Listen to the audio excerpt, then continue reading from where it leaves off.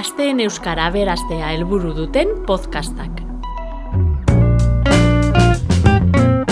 Zer berri? Txarrak berri. Peru eta Xarif parkeko bankuetako batean gelditu ohi dira, eta gaur ere beti bezala hitzorduari eutsi diote.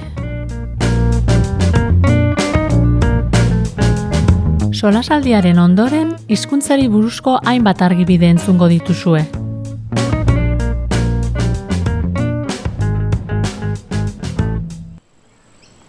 Jepa, Sarif, ze moduz? Ondo, hemen, egonean, aspertuta zure zain. Beti bezala berandu zatoz eta ez didazu mezu sistrin bat ere bidali. Barkatu, baina gurasoek zigortutan aukate. Eta aste barruan ezin dut eskuko telefona erabili. Zer diozu? Asko da bazu telefono barik egotea. Zer egin duzu oraingoan? Behingoagatik ezertxo ere ez. Gurasoek libururen batean irakurri dute antza, telefonoa larregi erabiltzeak mendekotasuna sortzen duela. Eta kendu egin didate neure onerako dela esanez. Ai ama, eta orain zer egingo duzu mugikor barik? Ni ezin naiz etzetik mugikor barik irten, enei. Hori esan dien neuk ere, ezin naizela lagunekin geratu, jendetza artean ezingo genukela elkar ikusi. Planak egiterakoan enaizela ezerta sentiratuko, lagunek baztertu egingo nautela. Baina ez dago zereginik. Buru gogorrak dira eta ezingo ditut behingoan konbentzitu. Horrek esan nahi du, ez duzula Jonen Instagrama ikusi? Ez, Domekako TikToka grabatu nuenetik ona, ez dute zer ikusi. Benetako outsiderra zara, desfasatuta zaude. Barraban hori, zoa sakutik hartzera. Esaidazu berehala zer gertatu den, jakinguraz hil beharrean naukazu. Jesus izona, ez da inbesterako, ez odoltzarrik egin. Beno, kontatuko didazu, bai ala ez. Esango dizudan hau, berri serioa eta mingarria da Peru. Kontua da ze, atzo arratzaldean Batziarreko bigarren mailako Jonek motor istripua izan zuela. Ez da izango. Bai, saihesbide berriko bazter babesaren aurka egin zuen talka. Buah, ze sartakoa.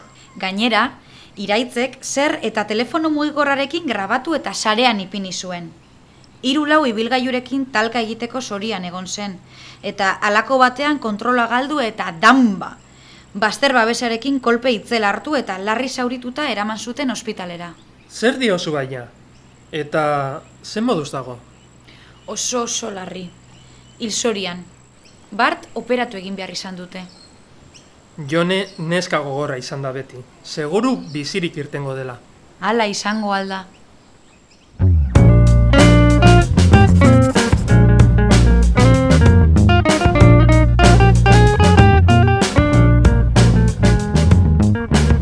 Entzun berri dugun solasaldian, bi esakune esanguratsu aipatu dituzte Peruk eta Xarifek. Sakutik hartzera bota eta odol txarra egin. Zer esan nahi du batak eta zer besteak, eta noiz erabiliko ditugu? Sakutik hartzera bota esakunea norbait ondoan nahi ez dugunean esan ohi da.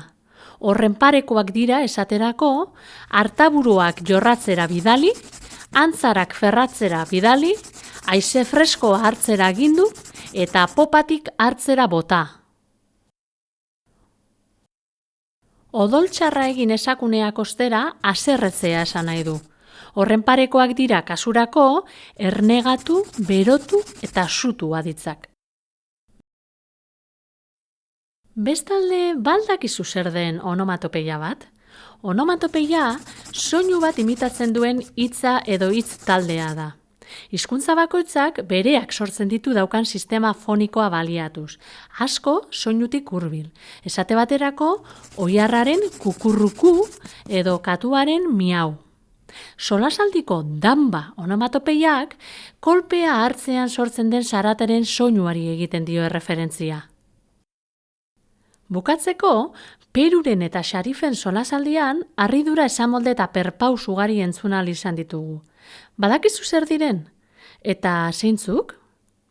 Asko eta asko dira harridura perpausak sortzeko erabiltzen diren baliabideak.